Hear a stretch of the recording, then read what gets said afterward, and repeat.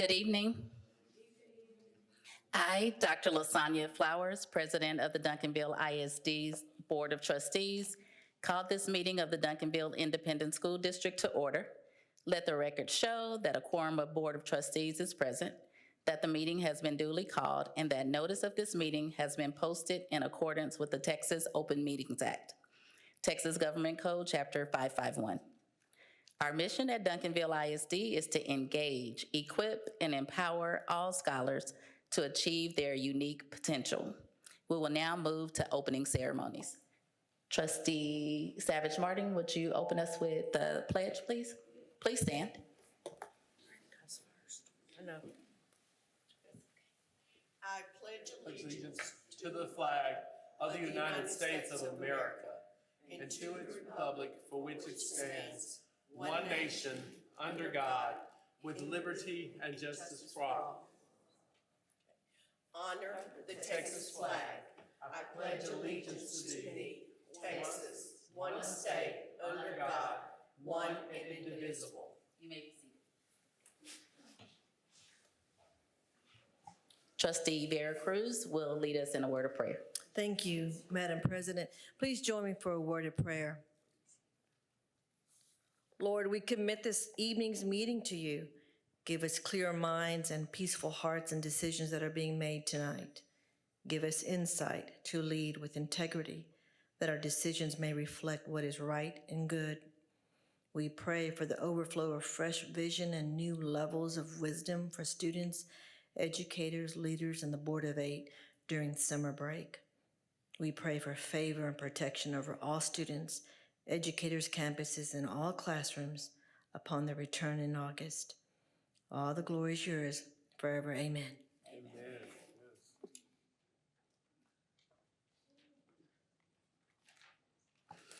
We will now move to the superintendent's report. I will now turn the meeting over to Dr. Goree.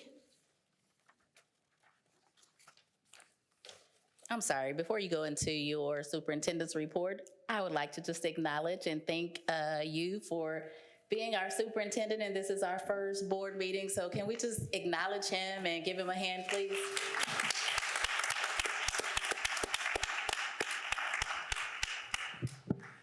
Thank you very much, President Flowers, and to all of our other trustees, President, everyone in the audience today, good evening.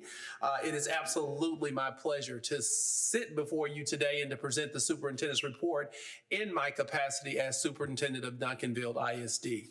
Please know that this is not a charge that I take lightly, and I am just so excited to have this opportunity to work alongside the school board, this entire community, as we advance opportunities for children in this school system.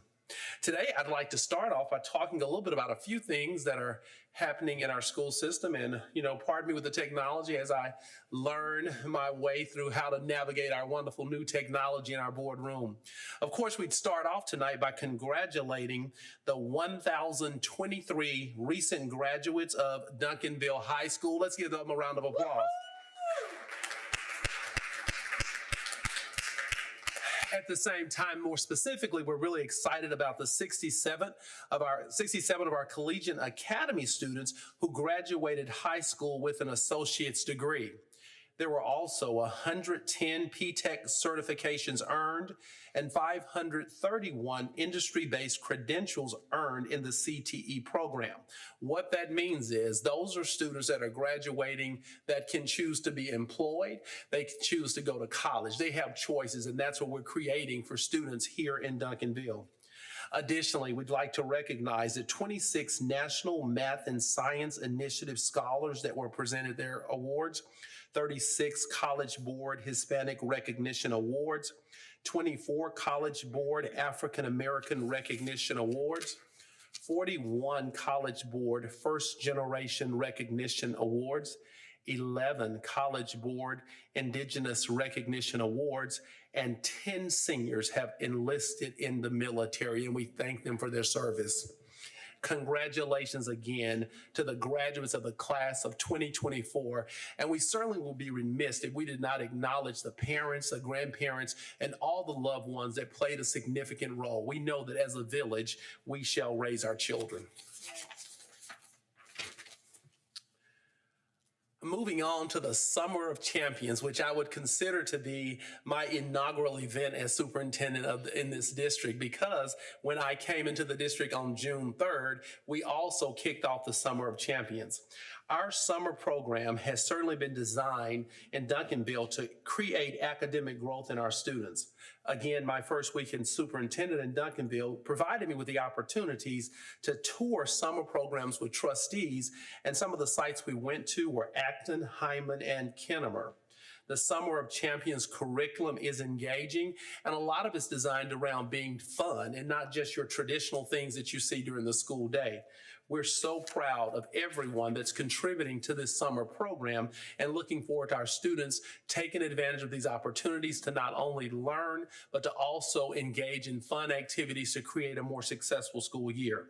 Important to note, in our pre-K-8 programs, we have over 500 students enrolled, and we also have in our high school programs opportunities for students to regain credits, as well as opportunities for them to be engaged in things such as haircut camp, P-Tech Bridge, Gear Up Camp, and hair braiding, as well as beading. So there are a lot of opportunities for our students to really enjoy themselves as they learn during the summer program. And again, we thank the teachers and all of the leaders for everything that they've done to make this summer opportunity enjoyable for our children. Also, I think it's important to note that we are feeding our children as well as providing transportation. We certainly want to make sure that there are no barriers that prevent our students from being the very best that they can be academically and as they go into becoming well-rounded human beings. Well, let's go back. All right, summer professional learning. And you know, anyone that spent any time with me professionally knows how much I believe in supporting and providing professional learning opportunities. In fact, one of my core beliefs is that every child deserves a high quality certified teacher who is an expert in their content area, well-trained, supported, and empowered to live out their true calling. Just as important as it is for me to teach children the things that they need, it's just as important that we support our adults. And so excited that we have a robust professional learning catalog that has rolled out. We have over 60 professional learning opportunities that are being offered for Duncanville staff.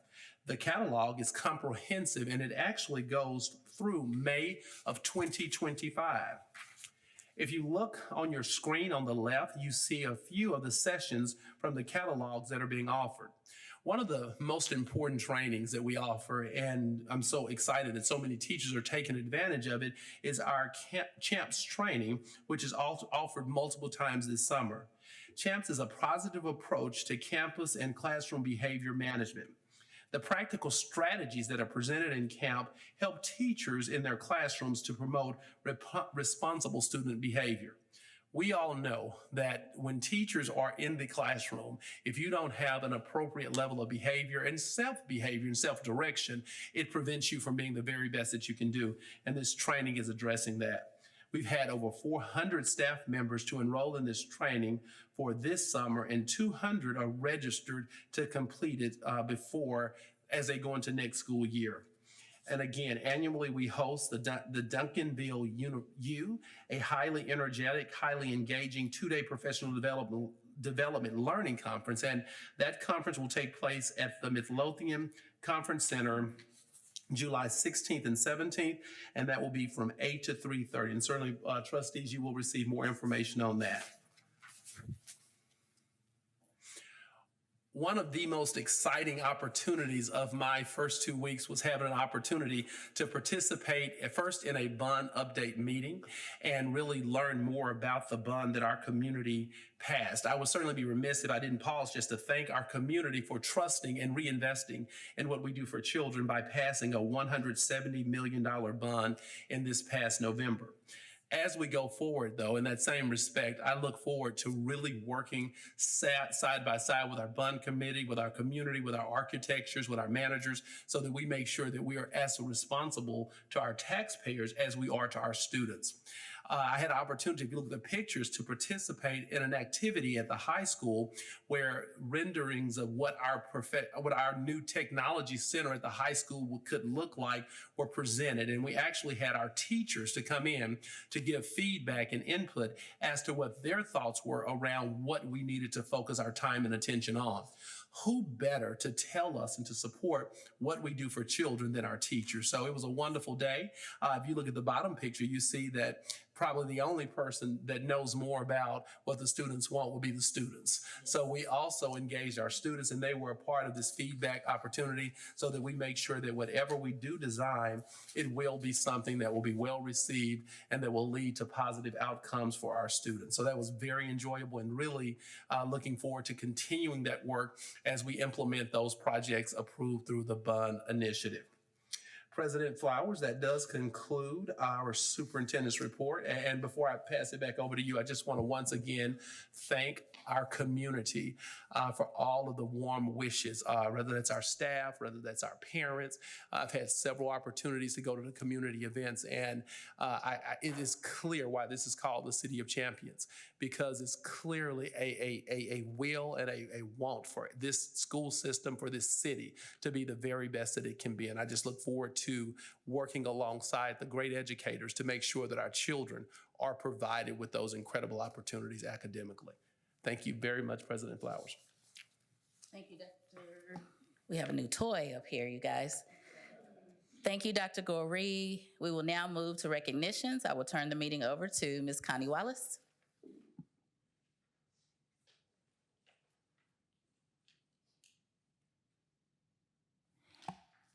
Thank you, President Flowers, Dr. Goree, and Board of Trustees.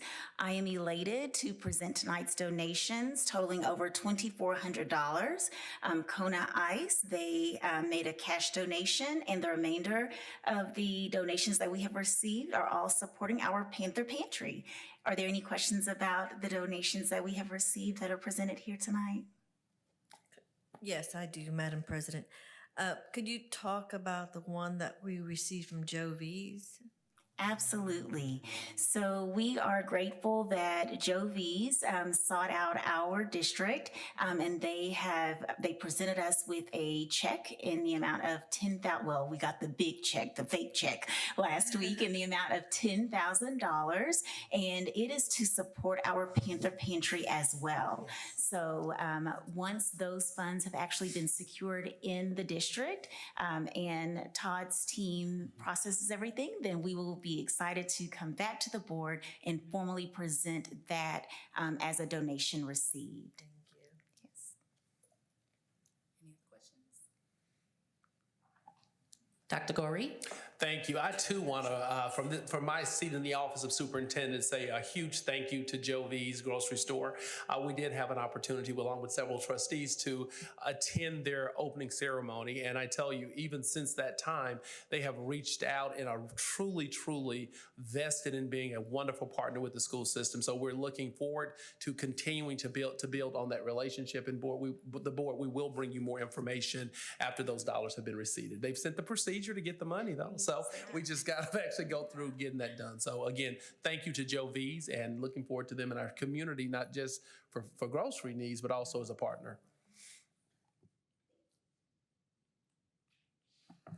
Thank you, Ms. Wallace. We will now go into closed session.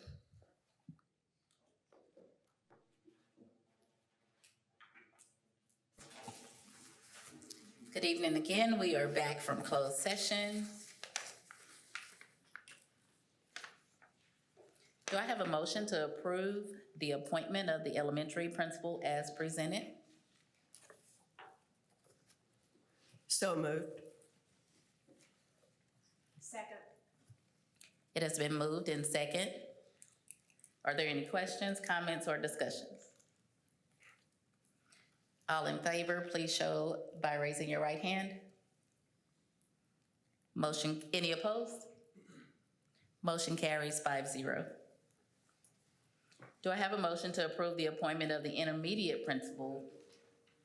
Not doing that. All right. Do I have a motion to approve the appointment of the middle school principal as presented? So moved. Second. It has been moved in second. Are there any questions, comments, or discussions? All in favor, please show by raising your right hand. Any opposed? Motion carries 5-0.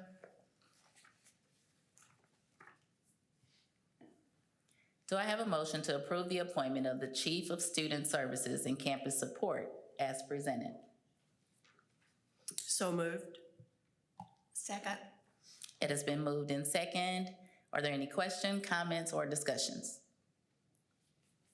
All in favor, please raise your right hand. Any opposed? Motion passes 5-0. Ms. Pam Brown will now introduce the new principals and Chief of Student Services and Campus Support. Greetings, Madam President, Board of Trustees, and Dr. Goree. I am here to present the candidates. I'm going to ask our first candidate to join us, Mr. Danny Colbert.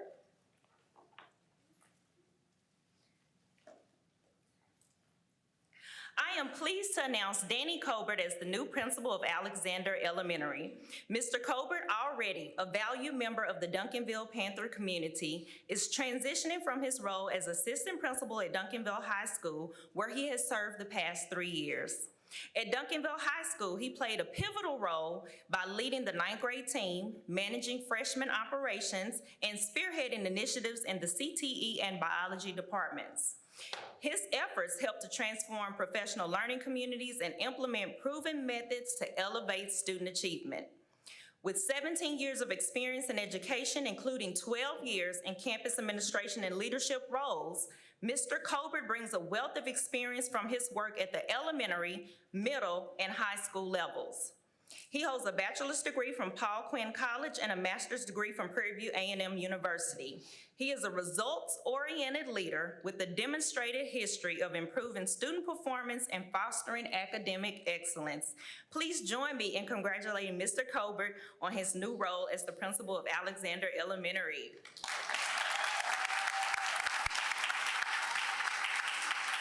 And if Mr. Colbert has family or friends in the audience, would you please stand as well?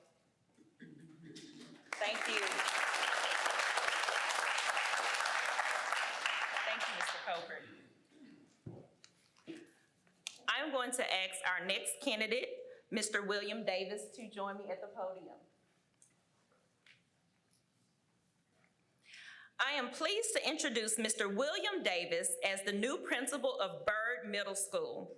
Mr. Davis brings 13 years of experience in education, having served as an elementary science and social studies teacher, elementary assistant principal, high school assistant principal, and CTE director, as well as campus principal. Most recently, he was the proud principal of Waterford Oaks Elementary in Cedar Hill ISD, where he has served for the past 5 years. Mr. Davis holds a bachelor's degree from the University of Texas, a master's degree from Tarleton State University, and a superintendent certification. He is a dedicated instructional and campus leader who is passionate about fostering student success and has a proven record of excellence. His commitment to education is evident in his innovative approaches and ability to inspire both students and staff, consistently driving improvements in the academic performance and school culture. Please join me in welcoming Mr. Davis to the Duncanville ISD family.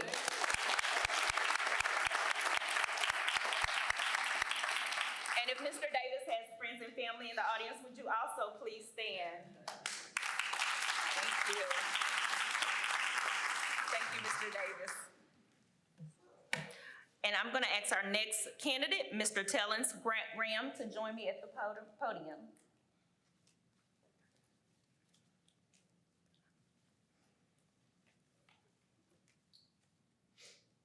I am delighted to introduce Mr. Tellens Graham as the new Chief of Student Services and Campus Support for Duncanville ISD. Mr. Graham brings 22 years of educational experience to our district, having held roles as a science teacher, coach, middle school principal, high school principal, and most recently, Assistant Superintendent of Administration and Student Services in Cedar Hill ISD. As a campus principal in Cato Parish, Some of his notable achievements included being Principal of the Year, securing a $15,000 grant to implement a STEM program, and achieving double-digit gains in student growth, which resulted in the campus being recognized as a top gains school. With a career history marked by impactful leadership, he is no stranger to driving positive outcomes for students at every stage of his journey. He holds a bachelor's degree from the University of Louisiana at Monroe, a master's degree from Louisiana Tech University, and a superintendent certification. Mr. Graham is renowned for his outstanding leadership and his capacity to significantly boost student achievement. Please join me in welcoming Mr. Tellens Graham to the Duncanville ISD family.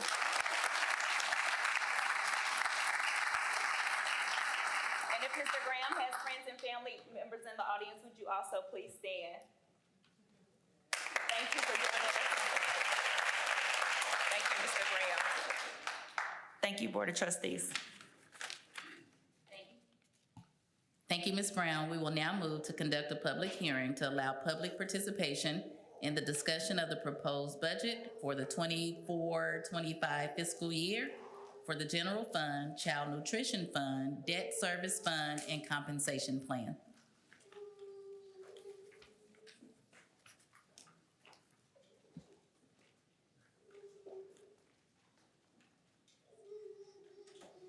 Good evening, Madam President Flowers, Board of Trustees, Dr. Goree. It's my pleasure to walk us through the public hearing for the budget for 24-25 this evening. We'll start with our district priorities. A lot of the slides you'll see tonight are not unfamiliar to you as we'll walk through the priorities as well as the process for establishing the budget. As you see there, we've accomplished the bond election and we're still working on the balanced budget. We're also working on the recruiting, retaining teachers, and academic performance as always. The process started all the way back, as far back as November, when we started working on the budget as a group in SLT. I won't read each one, but working through establishing our formulas, campus budgets, department budgets, setting staffing projections, as you've heard from the demographer, looking at our roll-up, things of those nature, as well as the certified values that we received all the way here to the end where we're at the public hearing and for board approval. So predicting and projecting the budget, we start with establishing the revenue. And establishing the revenue begins with enrollment. And we work with the demographers for our roll-up and our predicted enrollment as well as our attendance. As you can see there, we predicted last year hope to be at 92% attendance. At an average of 11,513 for an ADA of 1047. We were a little under that, and as you're aware, we are declining a little bit in enrollment, and our average attendance is typically around 91%. Obviously something we hope to improve on, but that's what we're budgeting on because that's where we've been. To give you kind of an idea of the impact of that 1%, that 1% represents about $800,000 in revenue. So when we talk about the importance and significance of attendance, obviously it impacts instruction and academics, but it impacts our budget. It's a very impactful portion of that. Our certified appraisal values for last year were $6.4 billion.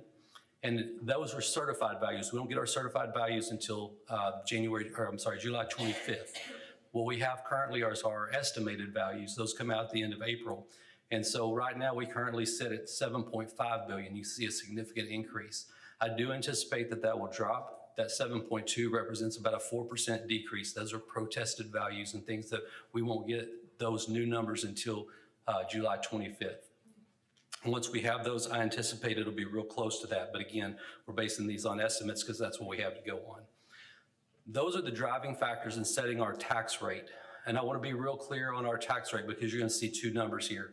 These tax rate numbers that you see are 23-24 are obviously current and accurate. The 24-25 are predicted. They're based on what the state gives us as a ceiling and a floor. Because our values are up so much, I predict that we'll be at the floor. The 0.7452 is the floor. The 36 cents is a result of our bond election and again drives our INS budget, which is only to pay back debt. So a total value of 1.1052 is what I think we'll be at. That's my prediction. What you'll see posted in there is 0.75 cents and 0.3605. The reason these are what I anticipate our actuals will be. We put up proposed values because as long as we adopt values in September less than that, we don't have to re-advertise. So we give ourselves a little bit of a cushion there. So I wanted you to see what I thought it would be and what I predict it will be, but also take care and make certain that we're in compliance. Again, we'll get those values the 25th. Once those values come in, the state actually will send our actual tax rates in August, and that's why we adopt them in September. So we'll move into our general fund revenues, and we'll spend most of the time talking about revenues we'll talk mainly budget with our general fund, but we will touch on child nutrition and debt service as well. This is a slide that's been updated. It looks very familiar. It's been adjusted slightly in the revenue amounts, just making certain that we're really dialed in on what we feel like we're going to be. These are being straightforward. I think these are aggressive projections. I think I don't think that I think they're very accurate, but I like to give a little bit of a cushion on our revenue. There's not as much cushion here because we're going to get all of it we can get. The biggest difference here, the two things I'd point out are you can see the difference between the flip of the percentages. The reason we're seeing less local and more state is because of the $100,000 homestead exemption as well as the tax compression. So because those are coming down, we get less local revenue. We're dependent more on the state revenue at this point. The other is the federal revenue, that we had a huge decrease in SHARs, and there was some ESSER or federal dollars that were not received, and I don't anticipate those will be received in the future. And so that's the most significant difference. And that $715,000 is a representation of SHARs, our medical reimbursement from SHARs. That was close to 1.8 million before this year. Change in the program, nothing that we're doing here that's affected that. Getting into the general fund revenue or expenditures, you'll see that obviously the most significant piece there is payroll. It's about 85%. It's up about 3%. I want to point out here too, because you're going to see two different sets of data, and I want to be clear on both. This is a comparison. When you look at this is a comparison to our revised budget for 23-24. And that revision reflects that there's less in the payroll cost on the 23-24 because as we've had vacancies within our payroll budget, we've moved some of those funds down to the contracted services for positions we couldn't fill. And so that hasn't been done, obviously in 24-25, and we hope we don't have to do that. So, but if we did have positions that we didn't fill or we needed to contract out, we may have to reduce the payroll side and move it over to the contracted services side. Again, same thing, that's the biggest difference. If you look across horizontally at the contracted services, we've actually seen an increase in our contracted services, but the comparison is because we've moved money down. And so hopefully we won't have to do that. The others are pretty insignificant changes in our budget. But $144,403,197 is what I anticipate or what we have budgeted for a general fund. Things that impacted our budget, the thing that is highlighted there is the addition of the Transportation Incentive Program. That document is there at the dais for your review and consideration, but it is included in our budget. $75,000 is the maximum impact to the budget, and the purpose of the program is to keep drivers in the bus. So we incentivize them for attendance purposes, so we're not having to have subs or have as many people out. And then those others are ones that you've seen before. We've had increases in just about everything: utilities, fuels, insurance, subs, overtime, all are significant increases. We had a pay equity adjustment. I did note there that we had estimated it to be 1.8 million. It is less than that. And then we moved out some of the budgeted health insurance that was budgeted for every employee, whether they took it or not. So that was a pretty significant decrease there. So this puts us where, when we look at what we have predicted for revenue with expenses, at an $18.5 million deficit budget. Again, the things that are affecting this budget are the fact that we are declining in enrollment is the biggest impact. So we're having a loss in revenue and an increase in expenditures, and something that is driving that up. The other is the fact that we've moved over the pay raises as well as the payroll pieces from ESSER that have been moved in there as well. That's the most impactful piece. Again, we adopted a $5.2 million deficit budget last year. That significant increase is moving those ESSER funds and the federal dollars that were being spent out of our federal funds into our general fund. So how does this affect? we have an $18.5 million deficit budget. How does this affect us? How do we manage that when we're spending more money than we're bringing in? That's being out of committed fund balance. So fund balance right now is currently, that's one of the biggest strengths of the district right now. We have $64.4 million in reserves, which is very healthy. We're required to have 3 months. It's recommended we have 3 months fund balance, operating fund balance. It's about $30 million, a little over $30 million for us. So we have a little bit available. It's not that we can't spend below that, but that's kind of the earmark for TEA for us not to fall below that. So looking at our future projections for fund balance, you can see in our current year, we have a prediction of $5.2 million loss, net loss. So when you take that out of that 64, it shows that we'll finish just under 60 million this year. Pending we don't overspend, we look to be in good shape right now. We'll finish out June and have a better, clear picture of where we're at. But where we're at this year with that $18.5 million deficit, that would drop that to 40 million. Now, I think it's important, this is a good time to point out that when we're required to adopt a budget before the end of June, we don't have to spend all that money. We will look for ways to carve out and reduce those things and be more conservative. And so just as we've come with budget amendments in the past, we're required to adopt a budget, we can revise and amend this budget as needed. I will tell you, I feel very confident in the predicted revenue. I feel that we've got everything that we need to covered in that 144, and at this point we would sit together and look at ways that we can reduce that. So I don't want it to be intimidating from the fact that we have to spend it. It's just like a home budget. You can budget, but you can always be more conservative if you need to. But from where we stand right now with what's in there, that's where I feel pretty confident that's where we're at. So if we did spend that and collected exactly that, we would end the year at 40 million. The thing that I think is really important to point out is to start looking at and going into the future. We're predicted to lose 250 plus students the following year in 25-26. That's another $2.5 million, $2.3 million impact to our budget. That would be, so now we're not trying to carve out the 18.5, we're carving out 18.5 plus 2.5. And so we have to start looking at ways to be more conservative and to get a handle on that, because that would put us at under $20 million in fund balance, and the recommended amount for our district is 31 million-ish. Again, we've covered the slide of how we get there: pay equity, adjustments, raises, incentives. Contracted services are more expensive when you outsource things that we aren't able to fill within, so trying to take control of those things, having declining enrollment, not adjusting staff, things of that nature. And then we have some costs that we can't control. We have to put fuel in buses, inflation, insurance, things of that nature, utilities have all been increases. And so that's how we've arrived at this. We'll dig more into the child nutrition and debt service, but I definitely want to touch on this. It's a part of our budget hearing and budget adoption process. We are required, and it's in your budget book, that we post these budgets as well as the predicted tax rates in the newspaper. Those were published. That publishing is in the board book or the budget book that you have before you. But these are the 3 funds that we have to adopt, and we have to adopt them at the function level. And when I say the function level, the numbers you see on the left, 11 down through 99, that's what we adopt at we adopt the budget at the function level. And we've covered the general fund, but I'll hit it again, that you can see there that the proposed tax rate is 75 cents, generating, and you see the fund balance there with $5.2 million deficit this year would put us at just under 60 million, 125.8 million in revenue, 144.4 in expenditures at that function level would leave us at a deficit of 18.5 million. And then reading the same way down, we have a child nutrition. I want to make certain we touch base on this child nutrition. We have a $3.1 million fund balance in our child nutrition, and TEA would say that's excessive.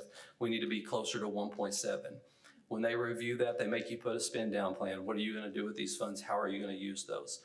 Ms. Markham's worked very well and with TEA to put together a spend down plan that's about $1.3 million in expenditures to buy things like new coolers, a food service truck, things of that nature that they need, coolers, heaters, all milk coolers, all the things that we would need.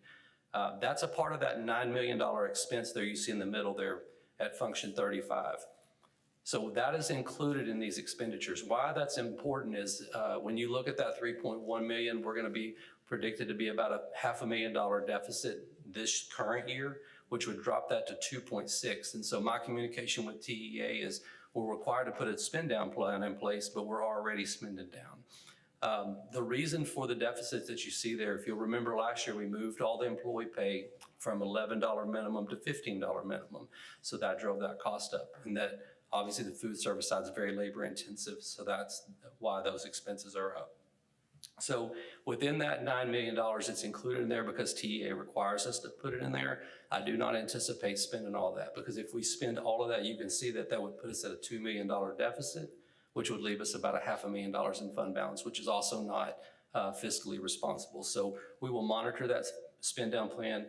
We'll work with Ms. Markham to make certain that we purchase the things that are essential to run in the cafeteria in an efficient way. And then we'll work with TEA to show that we're already spending down and trying to make certain that we have substantial fund balance. We need to be about $1.7 million in fund balance is where we need to be. So without the spend down plan in there, that would leave us at about a $700,000 deficit. And so we would still be in really good shape with that coming out of that we still have almost $2 million in fund balance and be in a really good position. The debt service, again, the proposed rate is 0.3605. I really think it's going to be 36 cents. Matter of fact, we've sold our bonds. We're actually closing on the bonds in the morning. The monies will be deposited, so we're very confident in that number. You can see that it's a substantial increase in expenditure, which you would expect because we've got new debt on the books. We have a very healthy fund balance of just almost 17.5 million. We overspend. We're going to predict overspend by about $500,000. Still leaves us $17 million in fund balance. Again, we can't do anything with that money but pay debt. I'll remind you that we defeased some debt, which means we prepaid some of our debt, which saved us millions of dollars, saved our taxpayers millions of dollars, and we'll continue to use those funds to do just that. I anticipate about $26.8 million in revenue. As well as the exact same thing. We try to budget to the penny, what we think the payments are going to be, what we're going to bring in revenue-wise. So that one is actually a balanced budget at $26.8 million. And I'm happy to answer any questions that the board or the community might have.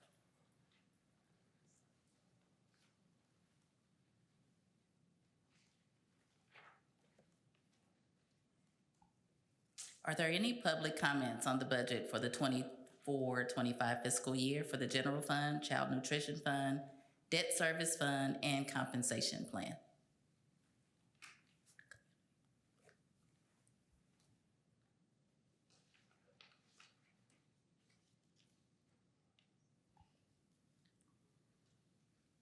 Trustee Colton? I'll wait. Okay.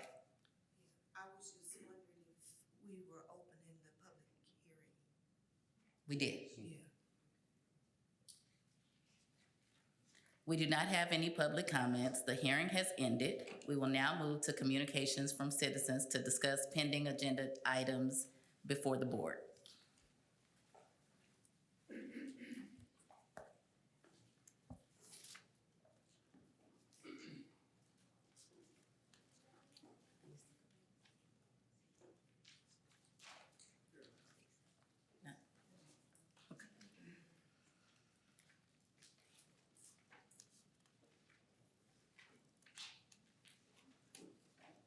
We will now move to communications from citizens to discuss pending items before. Did I just say that? I did, huh?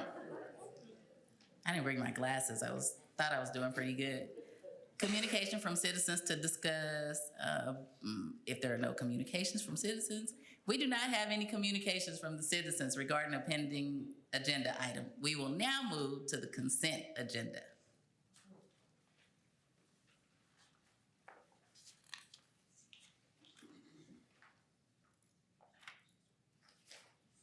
I make a motion to approve the consent agenda items.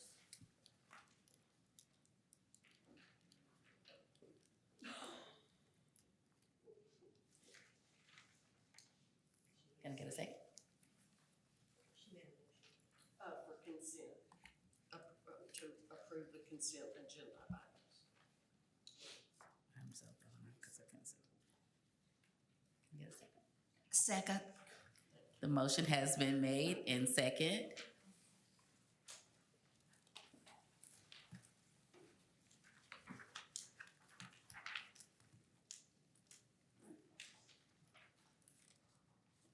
Excuse us.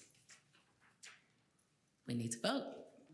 All in favor of approving the consent agenda, please raise your right hand. Any opposed? Any questions, comments, discussions? Motion carried. I'm sorry. Questions? Trustee Colton? Madam President, I have a question regarding item P, transportation management. I would like to hear additional information regarding this agenda item. Thank you, Trustee Colton. Ms. Zamara?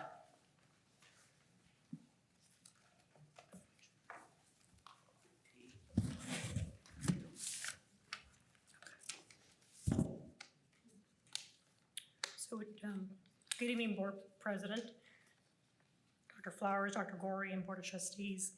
So in accordance with Board Policy CNA Legal and Local, the Board shall adopt a resolution to identify the hazardous traffic conditions or areas presenting high risk of violence within 2 miles of the school campus.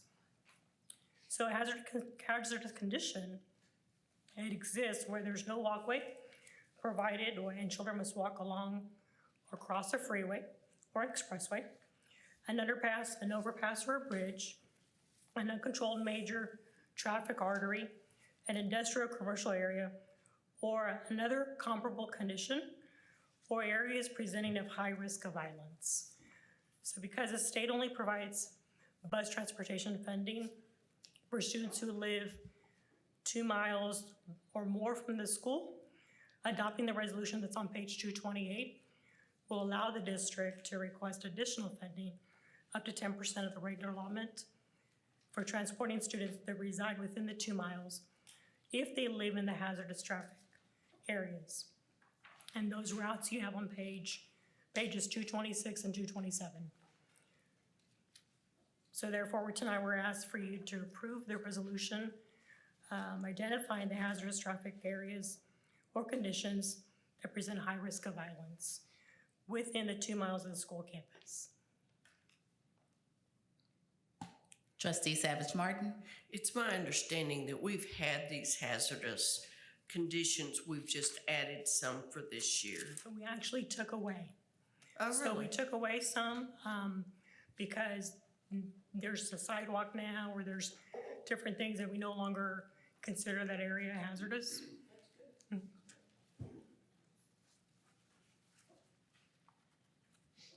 Trustee Colton?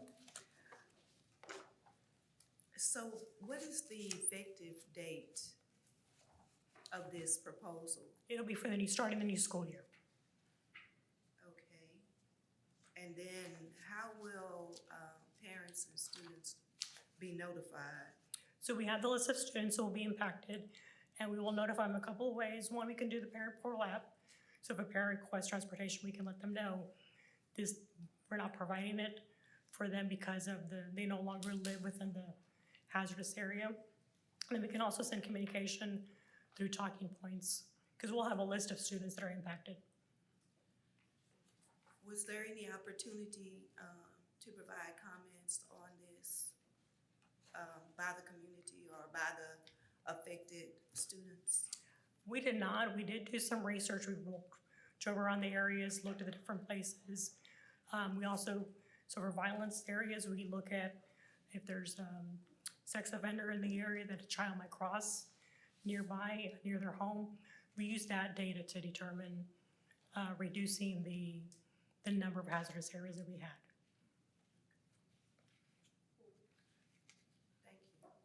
Thank you. Trustee Veracruz? Yes, thank you.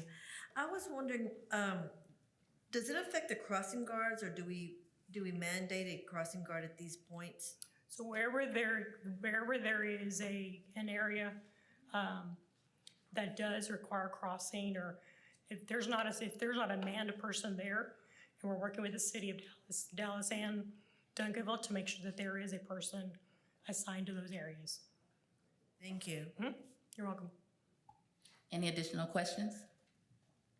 Dr. Goree, will you make sure that we get just an update on how this was communicated when we come back? Yes, ma'am. Thank you. Thank you. Trustee Fahey? I'm sorry, I have a question about another item. Okay, Oh, okay. thank you so much. Thank you. We will now move on to action agenda item A. Dr. Todd Garrison.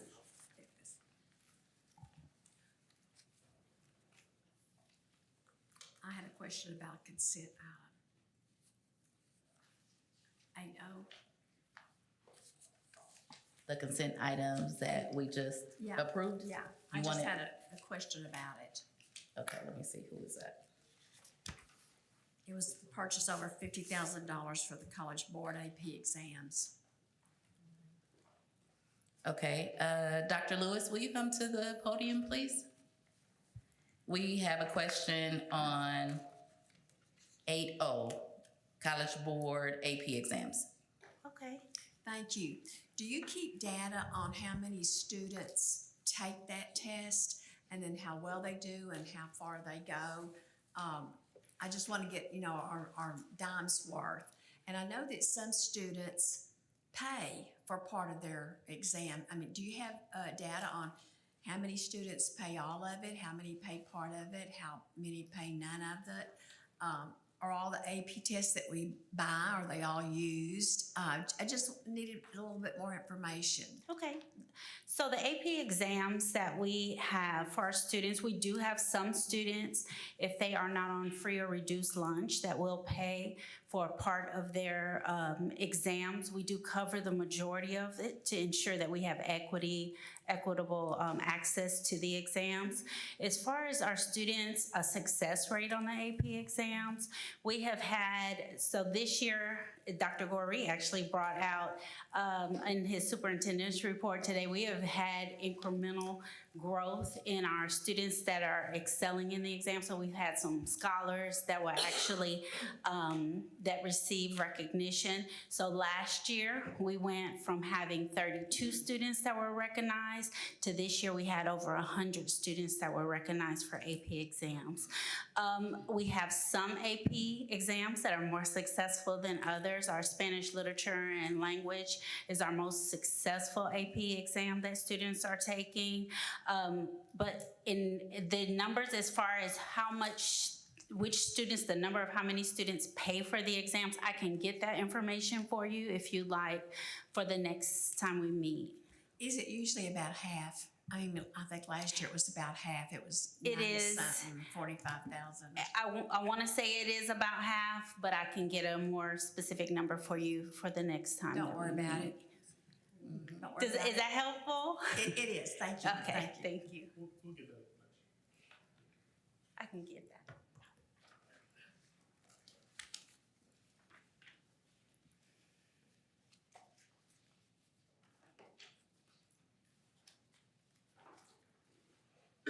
Mr. Garrison?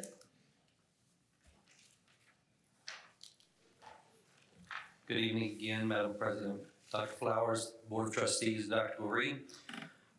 It is time to actually adopt our budget. Again, as mentioned, one of our requirements by law is to publicize our proposed tax rate and proposed budget. Again, that's been done in a timely manner. And then this is a much more bland presentation from what you've seen from the hearing. It's just a breakdown of the spreadsheets and budgets and an opportunity to go over this again and formally adopt the budget at the function level. Again, you have a board budget book there as well that has much greater detail. We'll cover the budget assumptions again just briefly.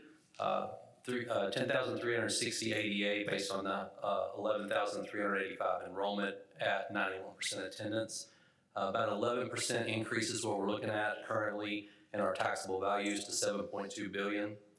We did do an equity adjustment for our salary structure to maintain the integrity of that structure. estimated rates for our maintenance and operation of 0.7452 and INS of 36 cents. I think it's important to note here that that INS came in under what we promised the voters in our bond election process. We said it would be under 0.3685. We came in almost a full dollar under what we had anticipated, what we were looking at. We don't really have any control over the M&O, but it is decreased. The state has moved forward with the tax compression, and so to put $170 million in debt on the books and have that vote of confidence from our citizens and have such a minimal tax increase is I think a real positive note for our district. Again, this is a further breakdown of what I just covered.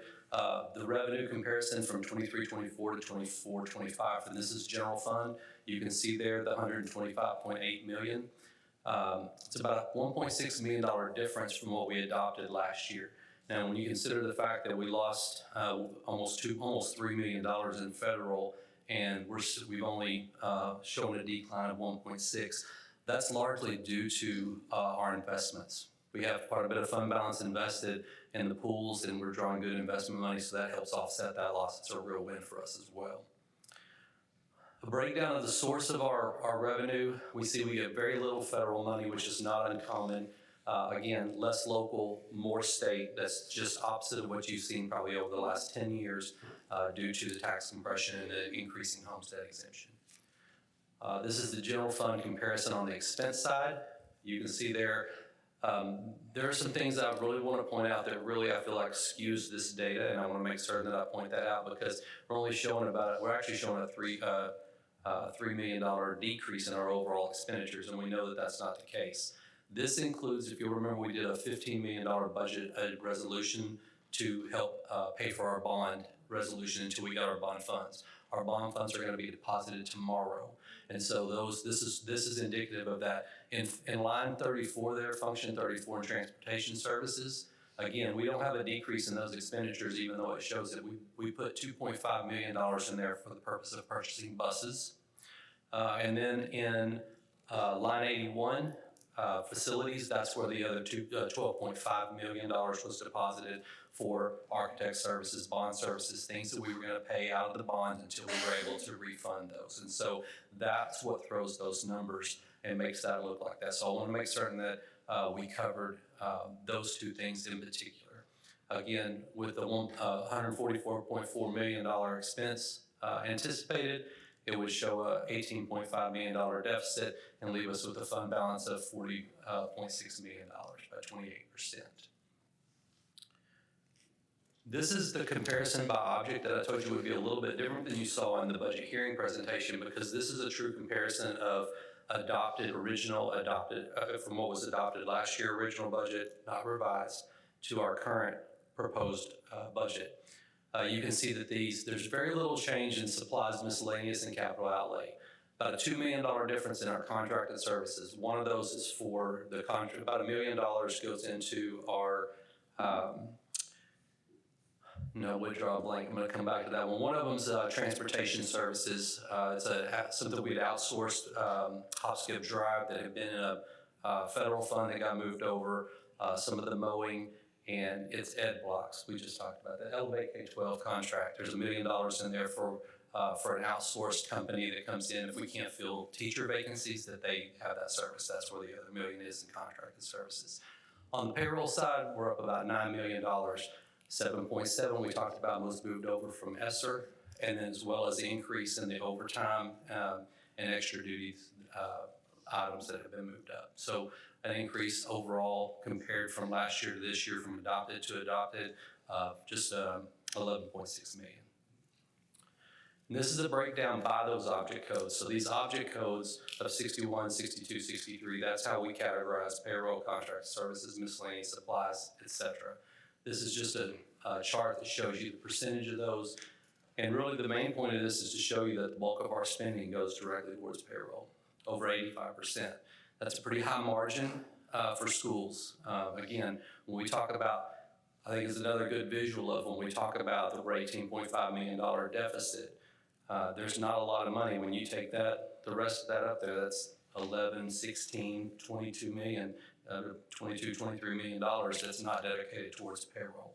And if we're $18 million over budget, we can't cut all of those. So a lot of that's going to be payroll heavy when we're looking at budget reduction. On the child nutrition side, again, this is just a more blown up version of where we're at. The one thing I think I would highlight here, we talked about with the $3.1 million fund balance coming in, we'll probably finish about $500,000 over budget to $2.6 million. The difference in revenue is about $700,000. One, I think we'll have less, again, declining enrollment, a little bit less students, but frankly, I feel like the revenue is just over projected a little bit last year. And so I think these are more accurate. Ms. Markham worked with me on this, and she did a really good job and put a lot of work into really looking at our budget, and I was very grateful for that. And I feel like that's a more accurate projection of our revenue. And then when we look at the expenditure side again, at the function level there, you can see that last year, the bulk of this is spent in 35 in food service, and that's where all of your payroll as well as food is in that line code. That's a pretty significant increase of $1.4 million. Well, that $1.4 million also includes the $1.3 million in the TEA spend down plan that was required to be in there. And that's what's noted there in that asterisk TEA requirement for spend down, $1.388 million. If that was to be removed and we were to budget true to what we think we were going to do, we would be at about $670,000 over budget. Visited with Ms. Markham earlier, and we feel like that also can be reduced, and we can be a little more refined with that and come in better than that number. But even with that number, we would finish with about a $2 billion fund balance, which is still within the margin of where we need to be. And then on the debt service side, debt service is typically pretty straightforward. We had a beginning fund balance of almost $17.5 million. Again, we're going to spend probably about $500,000 more than what we had budgeted for revenue-wise, and we'll end about $17 million in fund balance. Moving into this year, adding the $170 million in bond funds to pay that back, you're now looking at $26.85 in revenue. Want to get really technical, it's really kind of interesting to see that we're actually getting some state help. That's very unusual. The state does help provide some debt service. It's very unusual to get that, but we were able to claim some of that this year. Ran those numbers twice. It's pretty unusual to see that. But we will get about $1 million. We're predicted to get about $1 million to help pay for our debt service. And so again, that's exactly what we anticipate our fees to be for a balanced budget in that category. And then this is just a combined sheet that has all of that data on this page here. So I'm happy to answer any questions.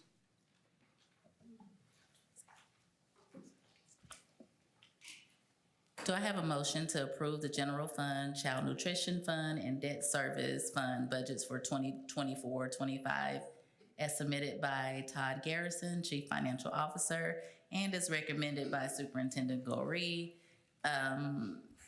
Yes. May I have a motion? Just the debt service and child nutrition service? Is that what you said? No. Do I have a motion to approve the general fund, child nutrition fund, and debt service fund budgets? No, we're not ready. I have questions. But do we have a motion?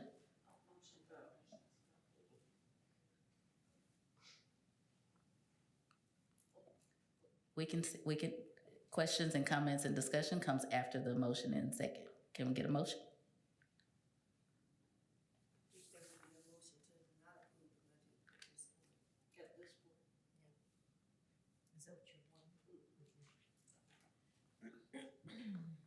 So we can vote on whether we approve the budget or not, but we need a motion and to have it second.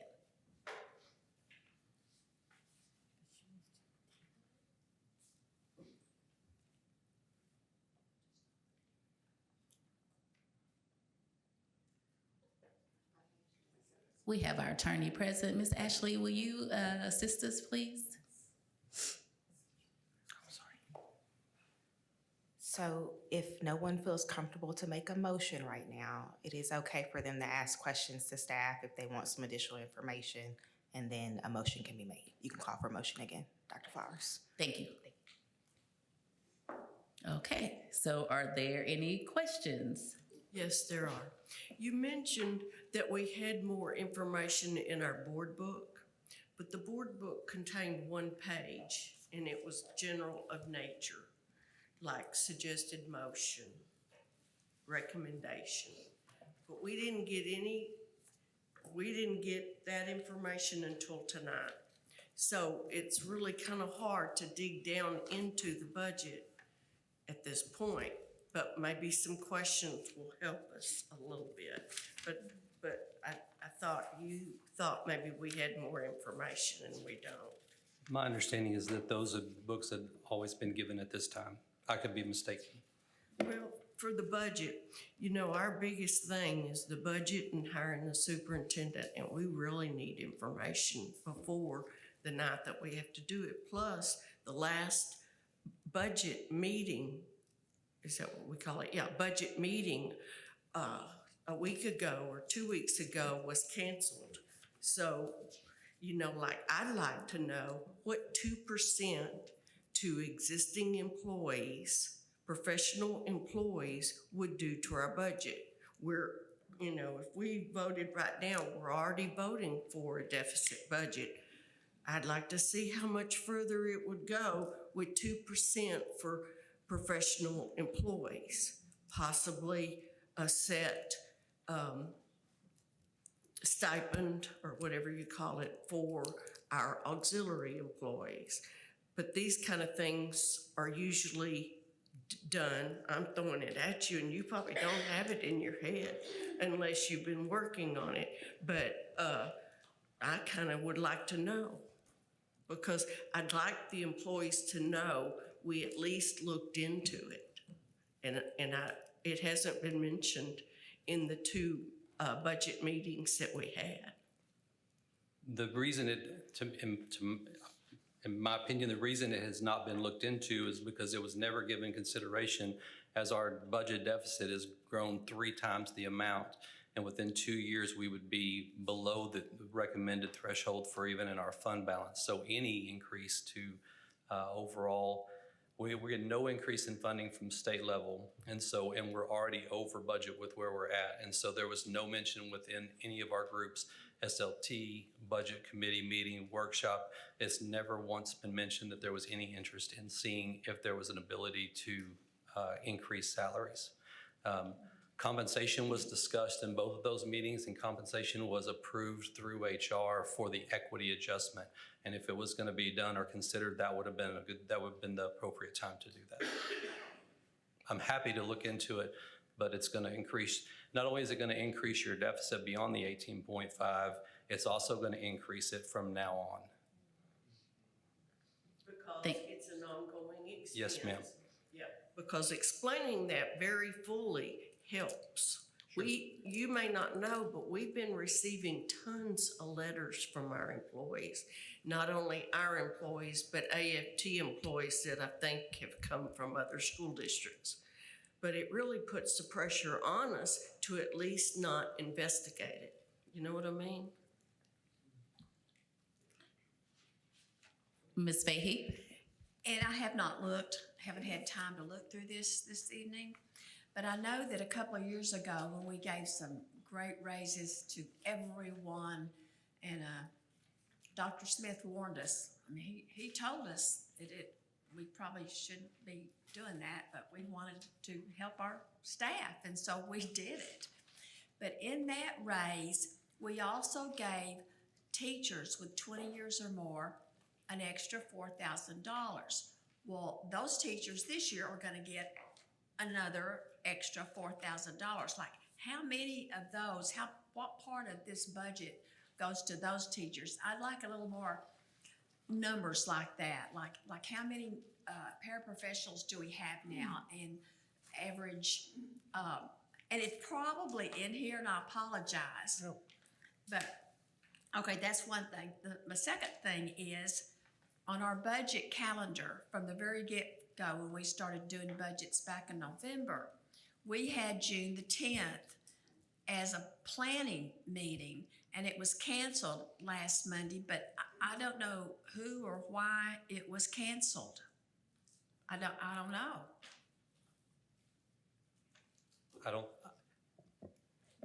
I,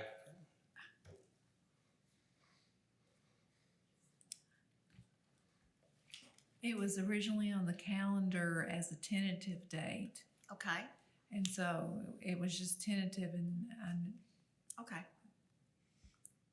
Okay. I don't distinguish in my little calendar what's tentative. I figure if it's there, I'm gonna put it in red, but thank you. Thank you, Jody. Thank you. Thank you, Ms. Fahey. And just, I wanted to address the statement with Dr. Smith. I don't recall him saying we probably shouldn't do it. He just said, if we do this, here's the consequences. This is what we're going to be looking at as far as the budget. You're correct. But I didn't want anybody to think he wasn't in favor of Oh, it. no. He just said, if we did it, this is how it was going to impact us financially. Yes, that's correct. I mean, we all wanted to give raises and all that we could. He just told us the financial impact, and now we're eating it, I guess. Any additional questions? Trustee Colton, I heard you. Thank you very much. I have several questions. So, and if you would please just be patient with us and walk us through, because, you know, as the other trustees have mentioned, we didn't have the opportunity to review these materials prior to tonight. So, in your budget hearing document, on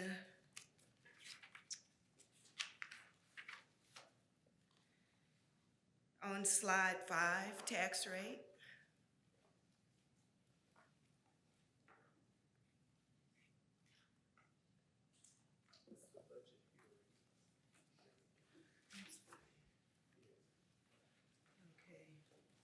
Okay. So, oh, do you have it? yes, ma'am. Okay, I believe I heard you say that these rates were conservative? No? My statement on the tax rate are these are what I predict that our actual tax rates will be. No, oh, I'm sorry, slide 6.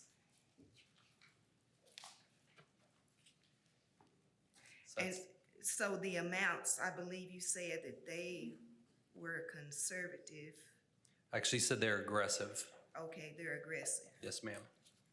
Which means that when we're predicting revenue, there are several formulas that we tie in, and we have an amount that comes in. And I would love to predict 5% less just to give a cushion. This is not 100%, but it's 98%. So there's really not a lot of wiggle room in our revenue budget. If there's any discrepancies, any lag in tax collections or drop in interest earnings or anything like that, it doesn't give a lot of cushion for that. That's what I mean by aggressive.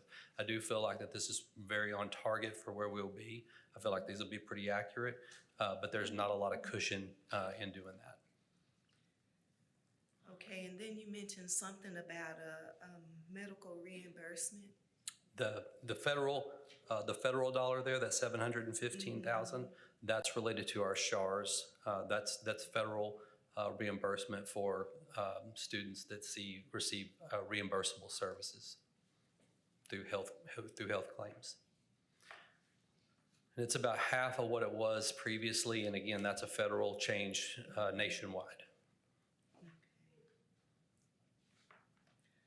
So on the budgeted payroll cost, there is a net change of 14 million between the revised budget for 24 and for 25.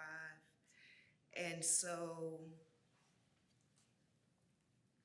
I believe you said that ESSER funding, the 7 million, is rolled in, is a part of that 14 million. Yes, ma'am. And then you identified another maybe 3 million in other cost, what's the difference? So the slide that's actually on the screen right now is a better indicator because in that slide, the 14 million also accounts for money that's transferred out of payroll in our current year. And so you have two moving scales. This is, the one that's on the slide is, on the screen is more accurate. You'll see that the 24-25 is the same as on that screen. But when you compare it to what was adopted for payroll in the previous year, that number's bigger. It's not 109, it's 114. And so it's about a $9 million difference. So when you take the 7.7 for Esther out of there, it's a smaller figure.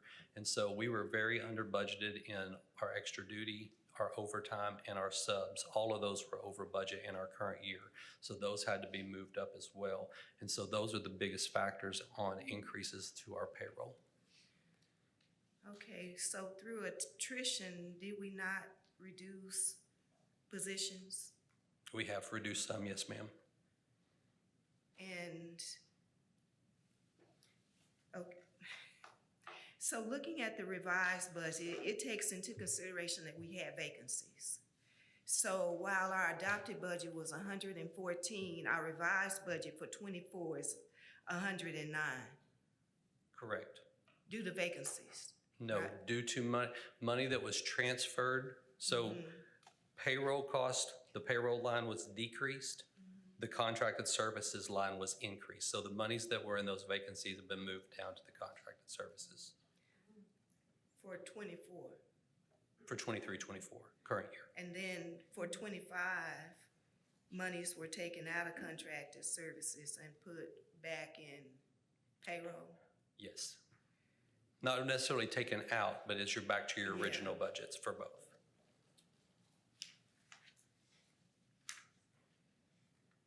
Would that include substitutes into the contracted services? No, ma'am. No, that's ma'am. into payroll. Yes, ma'am. So I have a question regarding fund balance. Slide 10.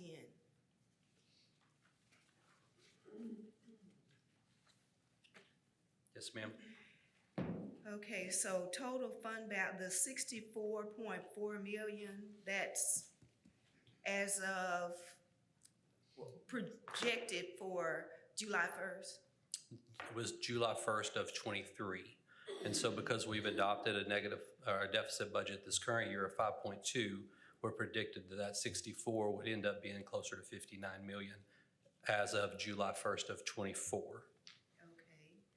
And then, so our minimum fund balance in order to meet our financial criteria is it 36 million, 31 million, 30 million?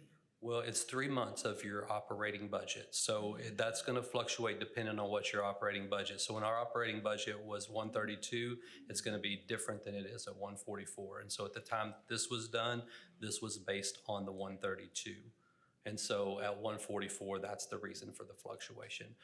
But to be honest with you, between 31 and 36 million is insignificant when our fund balance is 18 million, but it is very valid. But that is the difference because it's really a percentage, not really a percentage, it's a three. You could take your operating budget, divide it by 12 and multiply by 3. And that's going to give you roughly where you need to be, Okay, where we need to be. so we're saying it's 31 million?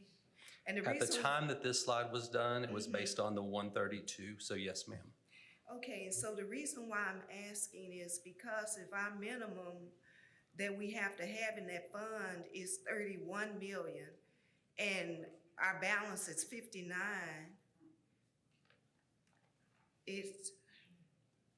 and we've got, okay, so the 31,872, that's what we're required to have. At the time of this budget. Yeah, This at the- new budget, it's going to be more than that, but yes, ma'am. Okay, and then we've reserved another 21 million. Reserved is a distinction given by the auditors. That's where that number comes from, and it's a part of that 31. We just don't need to be below the 31, yes. Okay. Okay, so the 21 is a part of the 31. But this says we have 11.2 available. That would give us the 11.2 that we could spend and be completely comfortable with before we got into an area where it was we would be vulnerable. So how is it that we're able to say that, you know, we have an $18 million deficit and we're looking to the fund balance? Seems like we wouldn't be able to maintain the required amount of funding in fund balance. That is exactly correct. That is exactly correct. At $18.5 million deficit. Pulling this back up, it's easier to see on this screen. I think it's on this one right here. After the 18 million, that puts us at 40 million. 36 is pretty close to the threshold. You say 36, 31. It's really going to depend on where we land with our overall operational budget. But that puts us about $4 million away from the 36. And so we would be fine in this first year, but that also would mean you'd have to carve out $22 million before the next year's budget before you were credible below. So you're 100% correct. We have the money in the fund balance. We have 64 million. If we overspend by 18 million, we're going to have 40 million. We'll be fine. But that also puts you in a position of cutting $22 million out of your budget, which is not possible when 24 million of it is your complete operation, everything that's not payroll. That's another reason not to add to your employees. Yes, ma'am.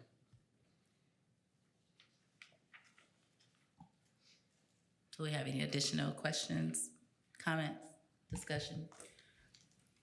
Trustee Colton, continue. So, for the sake, you know, I know that you all have worked very hard, you know, on bringing us this budget, and a number of considerations, you know, have been made. Can you share, I know you had a one-page summary of things that you all have reduced, but can you talk about that process?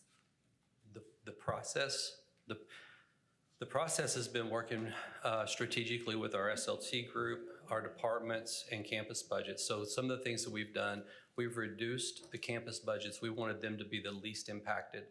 And so we reduced the campus allocations at the secondary level by 5%. I believe it was 3% at the middle school level and 2% at the elementary level, and that's by students. So they take their number of students. Off the top of my head, high school, the secondary was 220. We took the 5% away from that. We reduced theirs down by that amount per student allocation, so they still got that allocation less that 5% indicator. At the department budgets, we asked that they execute a 10% reduction of their budget. All departments were able to do that with the exception of maintenance and transportation and athletics.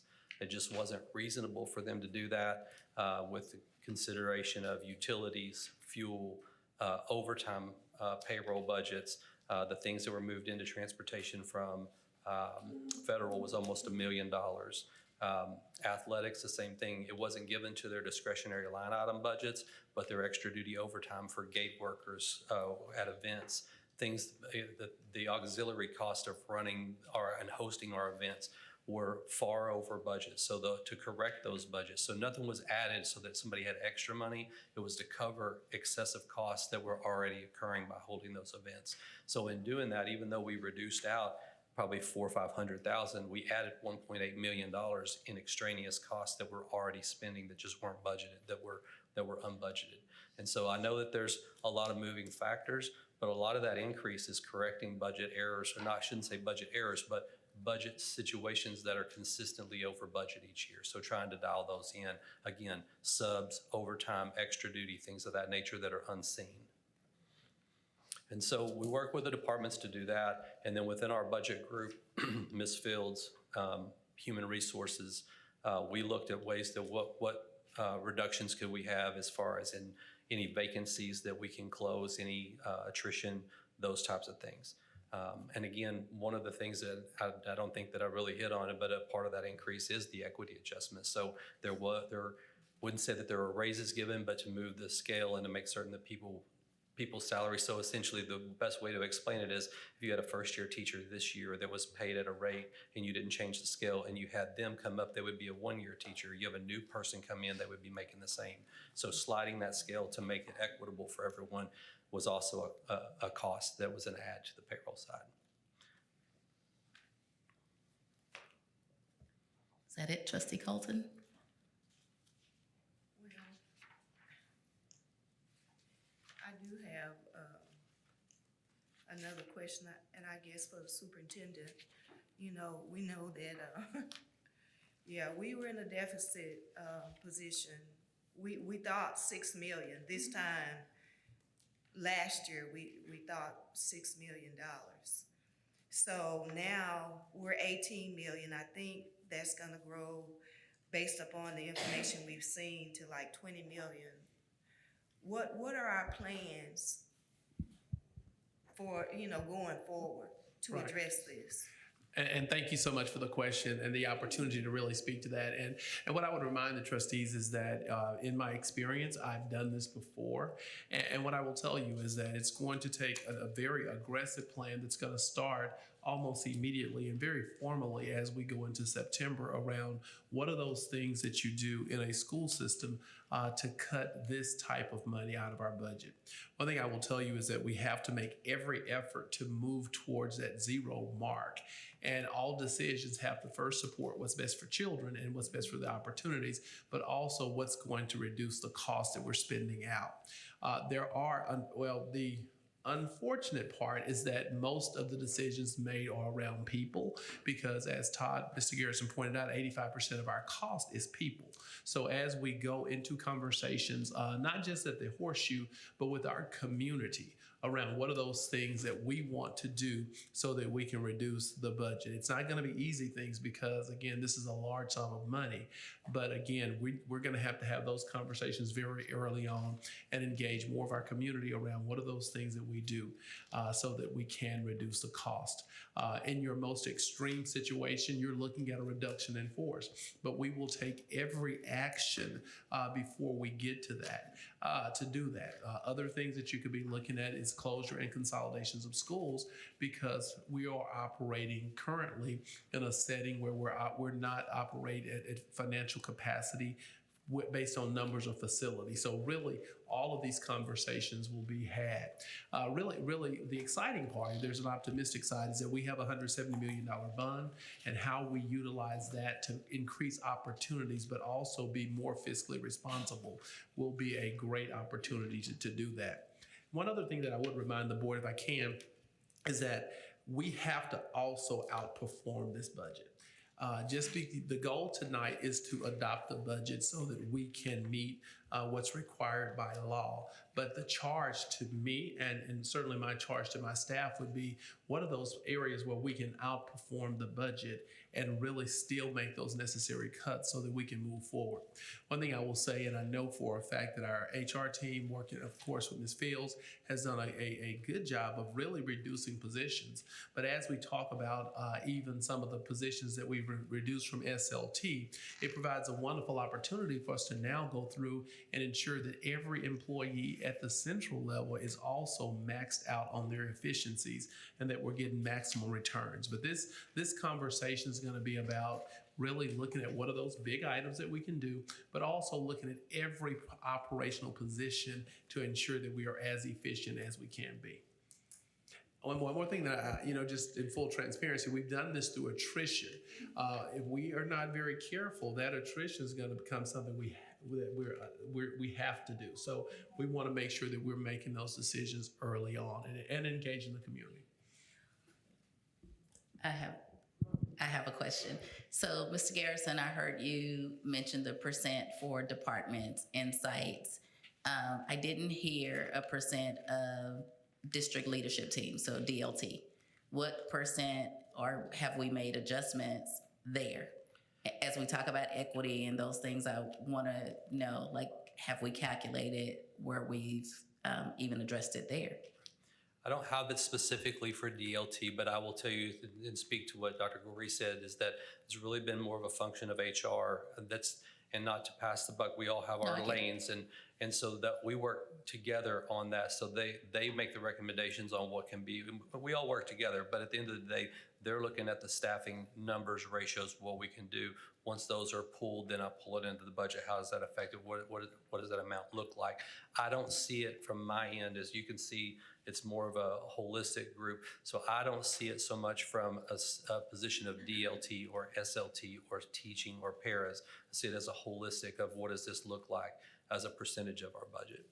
But all of those, I can tell you from sitting in the meetings that all of those, there's been short of it, and again, I appreciate Dr. Gorey's vision of what affects kids. Right. Short of teachers, kids, everything else has been considered frozen and considered other than direct instruction for kids. Yeah, I wanted to know, but also for the public to know that we're not just looking at departments and sites and those things, Right. and then there's no mention of district leadership team. And actually, that's probably where the most significant, I appreciate you saying that, and to speak to that, that has been the most significant reduction. And so it's been the only thing that, again, that's been untouched is anything that's direct instruction to children. Right. And I'll say again, the most minimal impact on the budget has been directly at the campus level. Even for theirs, they were asked to pull back a little bit, but it was the most insignificant of the group. Thank you. Other questions? Trustee Savage Martin? Yes. Or the state could get it together along with our alumni sitting down there. Maybe we need you and Dr. Gorey to go down there and kind of show them how this is affecting a little district, because I don't know if anybody's shown him, and he graduated from here. I feel like I can speak to that. And the unfortunate part is, and I feel very comfortable saying this, they don't care. They have their own political agenda, and I should say they as a whole, but it show when.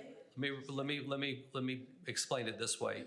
They're sitting on the largest fund balance they've ever had in history, and they chose not to take any action because they couldn't get the charter bill passed. And so until that's done, until they get their own agenda done, we're at mercy. At the same time, we are not the only district in the state in this plight. There are others that are better off. There are others that are worse off.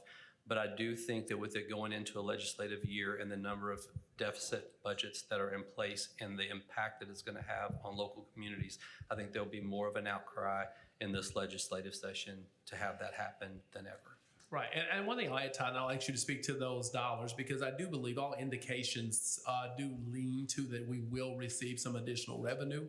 I think it's important to note, though, that that's not going to be a silver bullet. If you look at the amounts of money and how some of those dollars will be earmarked to specific costs, and certainly inflation, we're still going to have some very aggressive decisions to make as a board. And again, let me first off apologize for you receiving the information late tonight. But again, what I will tell you is we will certainly correct that as we move forward, and the board will be engaged in this conversation from the beginning, because with the level of decisions that you will be asked to make, you're going to need as much time and as much information as possible. So as we move forward, we will have that information out. The optimistic side is that we do have the money, because you have been good stewards of the taxpayer dollars, and we do have the monies on hand to deal with next year's situation. But just know that the others after tomorrow, there will be some serious decisions to make. Thank you. Any additional questions or comments? Trustee Fahey. Thank you for your work on this. I'd just like to make a general statement about the $170 bond money. That cannot be used for teacher salaries. I think there's some in our general public who think, well, why don't you take that $170 million and divide that? Well, it cannot be used for that. Number two, I realize that budgets are very fluid. They're not going to be at the end just like our household budgets. And in saying that, Madam President, I move to approve the General Fund, Child Nutrition Fund, and Debt Service Fund budgets for 2024-25 as submitted by Todd Garrison, Chief Financial Officer, and as recommended by Dr. T. Lamar Gorey, Superintendent of Schools. Second. It has been motioned and second. Are there any additional questions, comments, or discussions? All those in favor, please raise your right hand. Any opposed? Motion passes 5-0. We will now move to action item B, authorization of superintendent to execute bond contracts. Ms. Andre Fields. Good evening, President Dr. Flowers, Dr. Goree, and board members and waiting audience. I'm glad to be back on this side of the podium.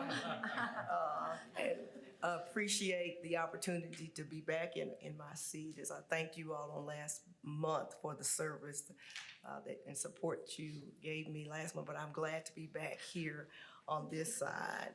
Tonight, at this action item, of course, we just finished speaking about the $170 million bond, and if you will recall, board, I brought this very same resolution to you in the month of March, asking you to give me, at that time as the interim, the opportunity to negotiate the contracts for, as it is listed in your board item, for architectural services, engineering, which would include things like geotech, our surveying for our site surveying and plotting and construction services. And you did graciously grant that resolution until July the 1st of this year. So now with Dr. Goree being here as our superintendent, we are coming to you again. This time, I am the bond district representative. I've kind of taken the spot where Dr. Halashka was to represent us. Of course, this is no new work to me, and so I'm excited about being able to fill that role again this year. So what we're asking you tonight is to approve this. Of course, all these purchases in line with CH legal and local our policies regarding purchases over $50,000. And so you can imagine all of this. And of course, the fiscal note there, of course, is the execution of our bond contracts and the work that we will do there. So we're asking you to pass the resolution throughout the entire bond, as it states there, to adopt this resolution, delegating the authority to the superintendent or designee to take necessary and appropriate actions to enter into and implement agreements for the architecture, engineering, surveying, and construction services as determined by the administration to be necessary to carry out the projects of the November 2023 bond for the total up to the $170 million. And that's our recommendation. We do have representatives from Lockwood, Anderson, and Newman here, LAN. They're here if there are any specific questions, but I hope I will be able to answer or entertain any of those if you have them at this time. Thank you, Ms. Fields. Do I have a motion to approve, board adopt the resolution delegating authority to the superintendent or designee to take all necessary and appropriate actions to enter into and implement agreements to architecture, engineering, surveying, and construction services as determined by the administration to be necessary to carry out projects for the November 2023 bond up to the total amount of the bond budget? So moved. Second. Are there any questions, comments, or discussion? All in favor, please raise your right hand.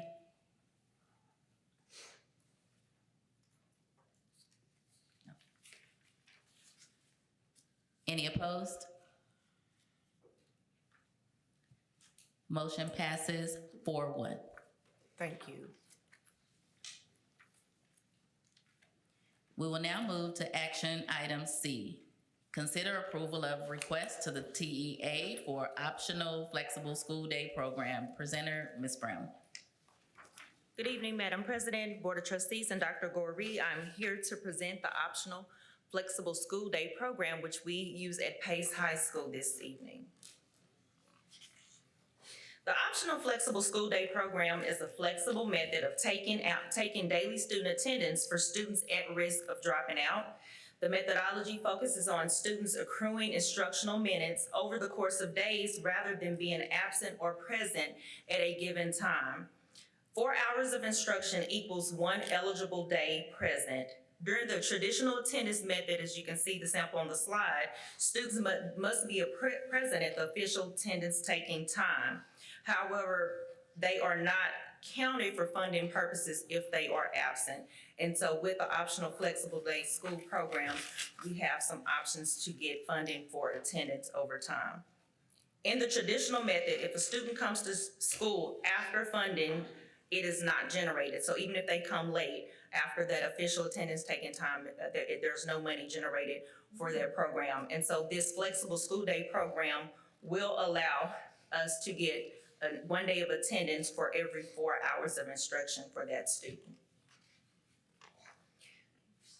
Many students enrolled at Pace High School work jobs or care for children or are unable to attend school and are at risk of dropping out.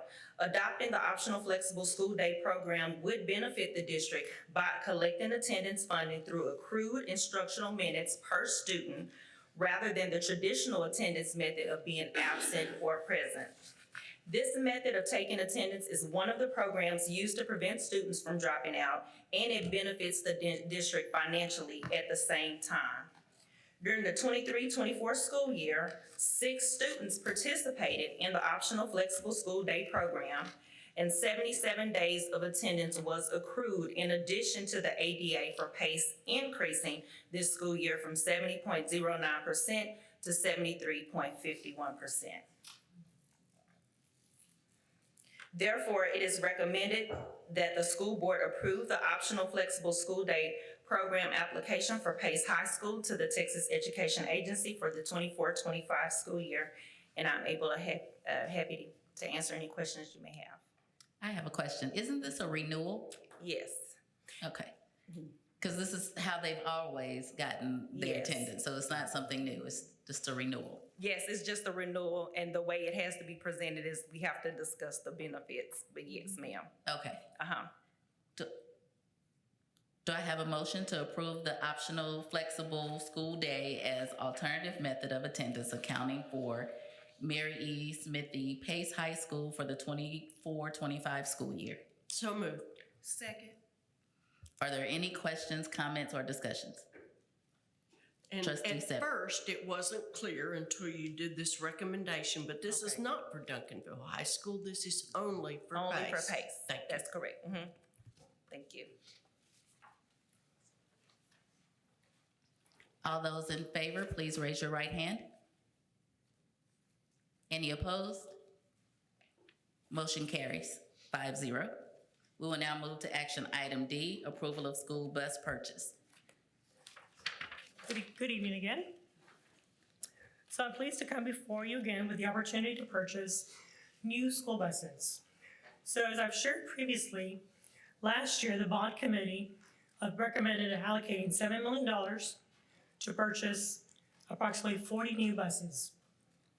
These will replace the 38 buses that are beyond their lifespan. So voters that say yes in November, followed by your approval to use bond reimbursement funds, this allowed us to purchase the first 15 school buses in January, and those are expected to arrive in our district by the end of July. So today I'm seeking your approval for the next batch of 15 buses in alignment with the voters' decision. So the proposed bus is an IC core model CEPB 110. They're similar to the ones that you approved in January. They will have 13 rows, which will include 7 rows with 3-point seats and 6 rows with integrated safety seats, like the one shown on the slide. The new buses will have numerous increased safety features such as rounded windshields for increased visibility, no child left behind monitoring, and crash mitigation. So the buses will take an estimated 1 year to arrive, which is why we're pursuing approval now, so the buses will be ready by the start of the 25-26 school year. By purchasing now, the price is locked in. So each bus is just over $161,000. A total of 15 buses is $2,423,310. So in January, when I was here, I outlined for you our plan to distribute the school bus purchases across 4 years. However, since the bonds were all sold, we have modified our timeline to 3 years. So the final buses will be ordered next year to be ready for the 26-27 school year. We estimate it to be about 10 buses, however many the budget will be able to fund. This could be more, depending on the purchasing prices next year. So therefore, tonight we're recommending the board approve the purchase of 15 school buses from Longhorn LLC for $2,423,310 as part of the approved bond allocations. And the district has successfully purchased buses from this vendor in the past. Let me be happy to answer any questions for you. Do I have a motion to approve the purchase of 15 school buses from Longhorn Bus Sales LLC for $2,423,310? So moved. Second. Are there any questions, comments, or discussions? Trustee Fahey. Thank you for your presentation. How many of the new buses are going to be like special needs, or are they all the same? The wheels on the bus go round and round type buses? So this first two sets that we're purchasing are gonna be regular buses. Okay. Yeah, because No they're the new- ones that would need to be replaced sooner. Okay. Thank you. You're welcome. I learned a lot about throttles and torque and suspension. Any additional questions? All those in favor, please raise your right hand. Any opposed? Motion carries 5-0. We will now move to action item E, and Ms. Zamara will continue. Okay. To ensure communication throughout the campuses, including in cases of emergency, intercom system upgrades and replacements are needed at Bill Hartz, Hastings, Acton, and Kennemer. So the 4 intercom systems that are there are not compatible with CareHawk intercom systems that we use at all the other campuses. So the goal is to have every campus on the same system for seamless communication and integration with our current Cisco phone systems. These upgrades will enhance security and increase safety for students and staff.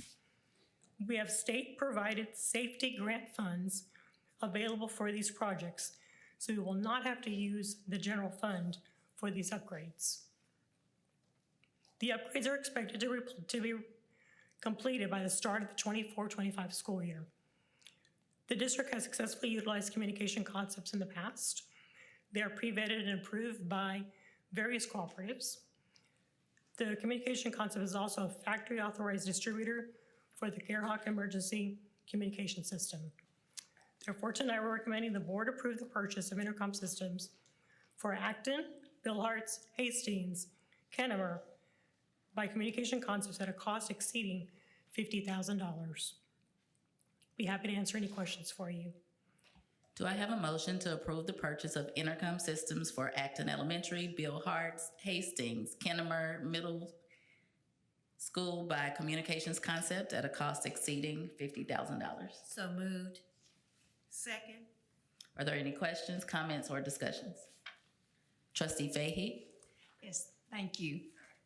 Of the 4 schools, 2 are two newest. How long has this CareHawk been used by us? And if it's been longer than they are old, then why didn't we use them to begin with in the brand new schools?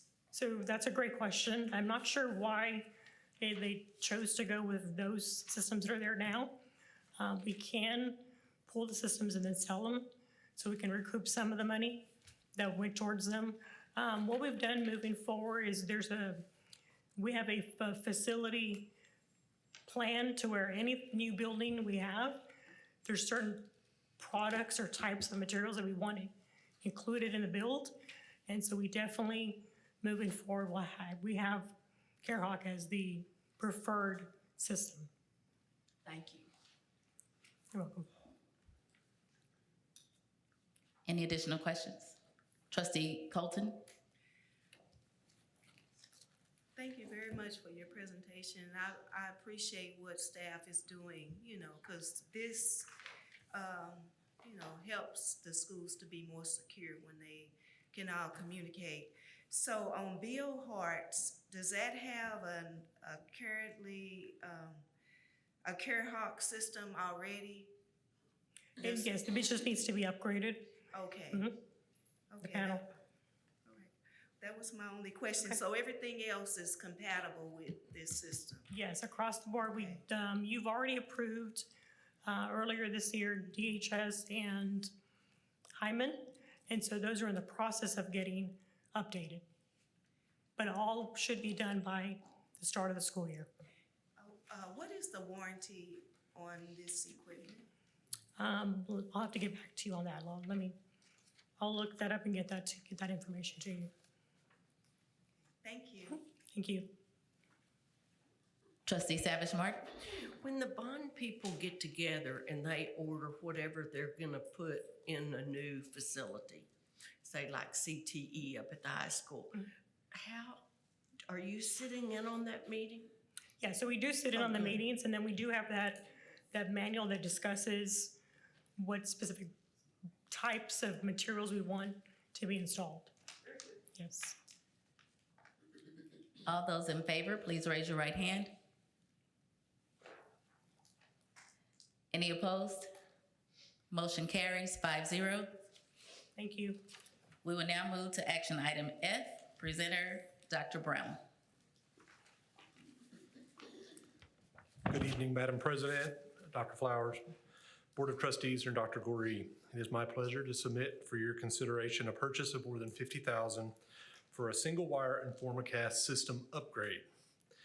This system enhances the district's phone system, our current phone system, by extending the communications capabilities into the campus public address systems that we just talked about, the CareHawk systems. We solicited 3 bids for this purchase, and the total cost for implementation and 5 years of licensing through DataVox Incorporated is $94,688. The funding source is the state safety grant and is not impacting local funds. This purchase interconnects the phone system and the PA systems across every academic campus in our district, and it'll create an ad hoc PA system in the buildings that do not have a PA system, things like Education Plaza, the Idea Hub, Nutrition. They don't have centralized PA systems, but this will actually allow us to use the phone system as a PA system. We also gain new features that allow us to send text alerts to our ISD's police department and campus administrators. So when certain conditions are triggered by the system. I'm happy to answer any questions you may have. Do I have a motion to approve the purchase of single-wire InformaCast through DataVox Incorporated in the amount of $94,688? So moved.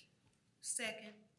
It has been moved and second. Are there any questions, comments, or discussions? Trustee Colton. Thank you very much for your presentation, and in light of our budget discussions tonight, we can appreciate the fact that this is a grant funded. Yes, ma'am. Yeah. So, Yes, ma'am. yes. Very much so. Yes, so what is the schedule on this? I mean, something like this, it's almost instantaneous. Yes, ma'am. It's a software upgrade. We actually have an existing system. It was just installed in 2014, so it's a 10-year-old software. It won't do everything we need it to do, so we are just purchasing the upgrade with 5 years of licensing. So it would actually be installed before the beginning of the school year. Thank you. It would coincide with the CareHawk installations. Thank you. Any addition? Trustee Savage Martin? And your department will be implementing a live stream of this meeting next month? If that is the board's wish, yes, ma'am, absolutely. Any addition? No questions, comments, discussion? All those in favor, please raise your right hand. Any opposed? Motion carries 5-0. Thank you, Dr. Brown. We will now move to information and discussion items, revision to policy DEC local bereavement leave. And good evening again. Board, last month at our May meeting, our regular board meeting, we heard from two speakers regarding bereavement leave with an ask that we would consider adding this to our local policy.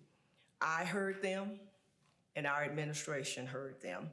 And so we have taken a deep dive and researched the possibility of adding paid bereavement leave to our local leave policy.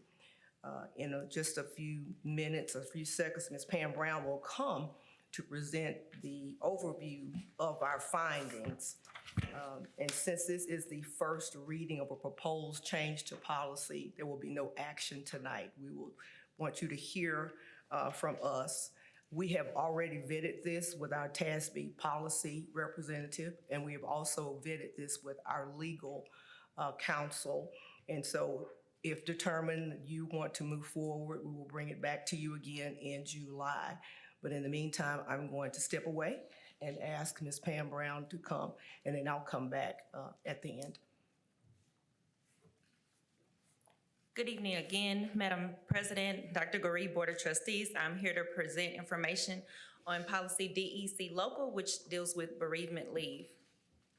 Here on this slide, we see the wording that would be added to the DEC local. There's just a small paragraph, but we're proposing that the board grant up to 3 days of bereavement leave for the loss of the death of an immediate family member as outlined already in DEC local, with there being a maximum of 9 days per year. And we put up to 3 days of bereavement leave because some employees decide to take bereavement leave, whereas others, have different ways to make arrangements.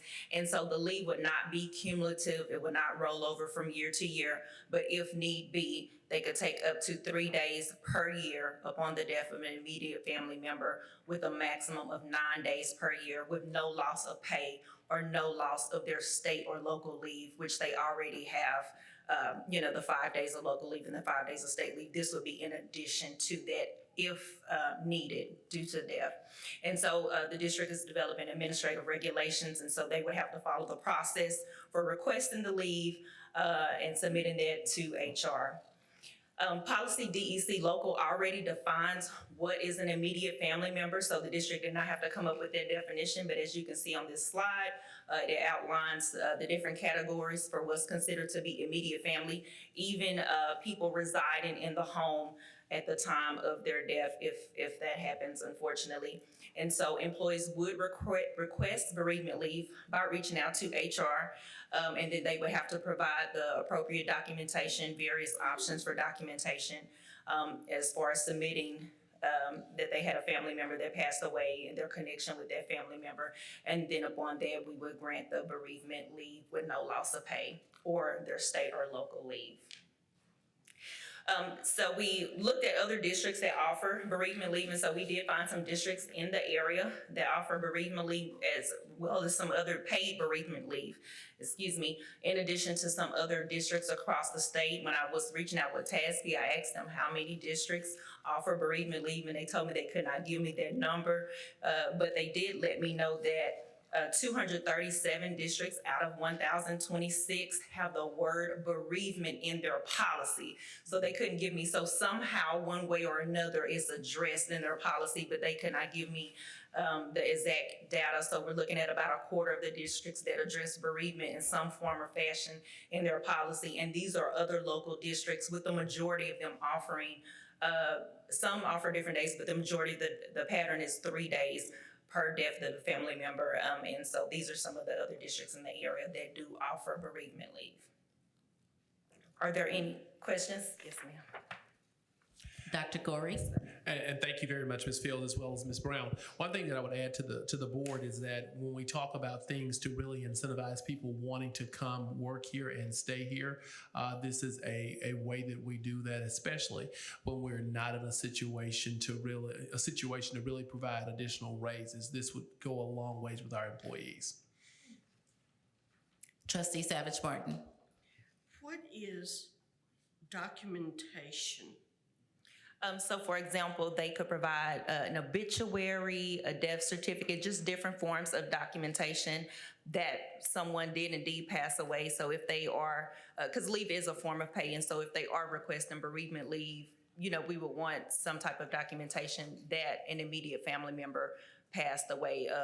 We in our administrative regulations, we said even a letter from the funeral home, because some people don't make funeral arrangements. They choose not to have a service. But even if you had a letter from the funeral home, you know, saying that they received, you know, their loved one, even if a formal service is not being held. So we have different options that would fit the family member for them providing documentation that a loved one had died. Death certificates take a while. No, that's not one of the things, but just different forms of documentation.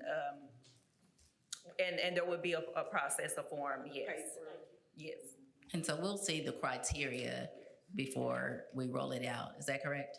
That would be correct. We are working even on tomorrow to review the actual regulation that will govern it. But yes, we can provide that for you as well. We're hesitant even today, the things you have in front of you and the PowerPoint, because we were waiting on legal counsel to call us back, and it took them a little while. So we apologize you didn't have it.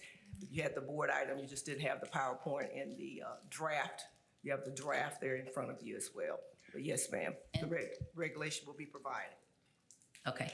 Part of that documentation is also proving the relationship that fits immediate family, correct? Yes. Right. Okay, thank you. If I could add one thing to that too, though, is one advantage as they work through this is that so many of our neighboring districts have already set a roadmap for us. So we will be studying those policies too, to make sure that we are in line with those policies, and also speaking to them to see what were those roadblocks as they initially implemented this too, so that we bring a robust policy that will work. Thank you. Trustee Fahey.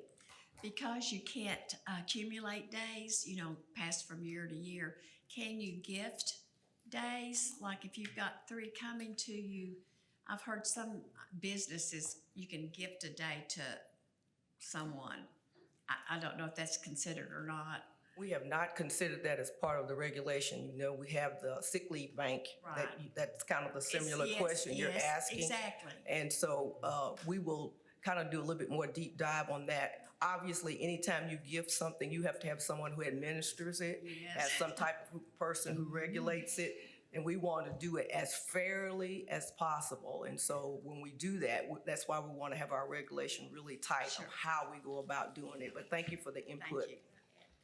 Yes. I want to add one clarifying thing. So with bereavement leave, this is not something that, for example, when employees start the school year off, you can see, they can log into Scour and they see I have 5 days of local leave and 5 days of state leave. Bereavement leave is only added upon the death of a family member. So they will not start the school year saying, oh, I have 3, 6, or 9 days of bereavement leave, and you know, I can use this at my discretion. So, you know, so oftentimes people go years without having an immediate family death. And so it's only granted upon the death. And so if you do not have the death of an immediate family member, you will not receive bereavement leave. So it's only activated once that family member passes away. So it's not like all employees would have that in their leave bank at the beginning of the year, but upon losing a loved one, then it would be activated. So I was hoping that would answer to give. You wouldn't have it to give if you didn't have a loved one to pass away. Are there any additional questions, comments, or discussions? Thank you, ladies. We will now move to communications from citizens.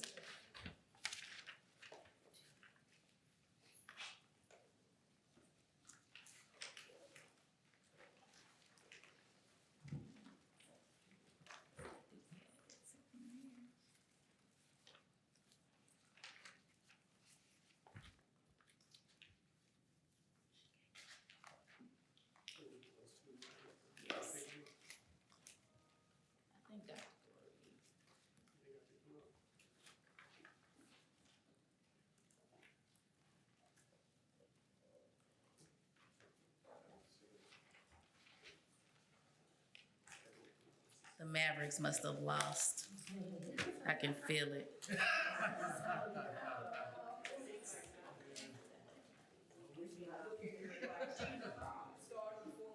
I don't know what I did with the Dr. Wallace. Let me just read. Oh, you're there. You're right. I did. That's all right. I'm gonna take one for the team. I'm not even gonna tell them.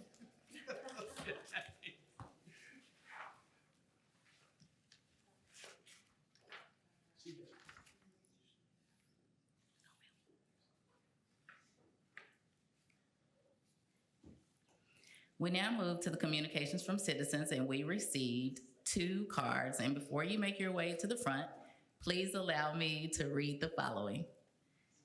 State law prohibits board members from responding to speakers in public forum unless the topic regards a matter specifically posted on tonight's agenda. The board will carefully consider any concerns expressed, and an administrator will investigate the matter. At your request, the administrator will contact you regarding the concern. Speakers will limit their comments to 3 minutes. If more than 5 speakers are present, speakers must limit their comments to 2 minutes. If delegations of more than 5 people plan to speak on the same topic, they should appoint 1 representative to speak on their behalf or be limited to 5 speakers. Any discussion concerning specific personnel is prohibited in open session. If you wish to address the board regarding a personnel matter, please contact the superintendent's office to schedule the matter for a future closed session meeting. Having stated that, when I call your name, please come forward, state your name and address, and you have 3 minutes to address the board.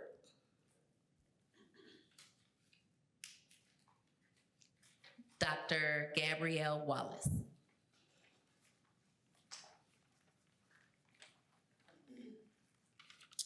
Good evening, Madam President, Dr. Flowers, Board Trustees, and Dr. Goree. My name is Dr. Gabrielle Wallace. I live at 1715 Beaver Creek Drive in Duncanville, Texas. I am a fellow of the Texas Education Policy Institute and a proud alumna of Duncanville High School. First, I want to express my gratitude to the district for securing an approved bond, ensuring budgetary transparency, and prioritizing investments in people above all else. The approved bond allows for the safety and security updates, which is why I stand before you here today. I strongly advocate for implementing technology measures that include filters to flag content related to self-harm, suicide, and violent acts. Companies like Lightspeed Systems with the Lightspeed Alert student risk module, a part of iBoss, have developed technology that alerts school personnel on their phones and other devices when concerning content is detected. This proactive approach enables schools to swiftly address mental health and wellness and is the ultimate preventative measure for school safety and security. Adopting such technology not only strengthens protocols, but also facilitates preventative safety measures. Nearby districts such as Lancaster ISD are already integrating technology into their safety and security protocols. Imagine the difference it would make when warning signs are brought to light so no student has to suffer in silent desperation. House Bill 18, Section 32.1021, addresses proactive measures for student mental health and implementation of stronger internet filters for self-harm, suicide, and violent acts against others. Suicide is the second leading cause of death among students aged 10 to 24, and there has been a 69% increase in students seeking mental health support. Coupling current district safety measures and security with technology, like Lightspeed Systems, Lightspeed Alert, student risk modules, can immediately alert personnel when concerning content is detected and can identify students who need care the most. And when the school personnel is alerted, they are able to quickly provide the restorative intervention and counseling that needs to happen in a crisis or before a crisis occurs. And this enables students to feel safe and empowered to overcome their struggles. I urge you to consider a proactive approach by adopting technology measures that provide concerning content alerts to school personnel on their phone or devices into your safety and security protocols. Thank you. Thank you, Dr. Wallace. Will you please state your address for us? 1715 Beaver Creek Drive. Thank you kindly. Thank you.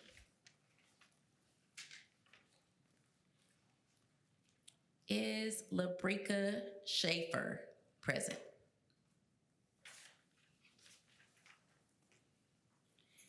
Thank you for coming to the meeting. Being that there is no further item to discuss, this meeting is adjourned.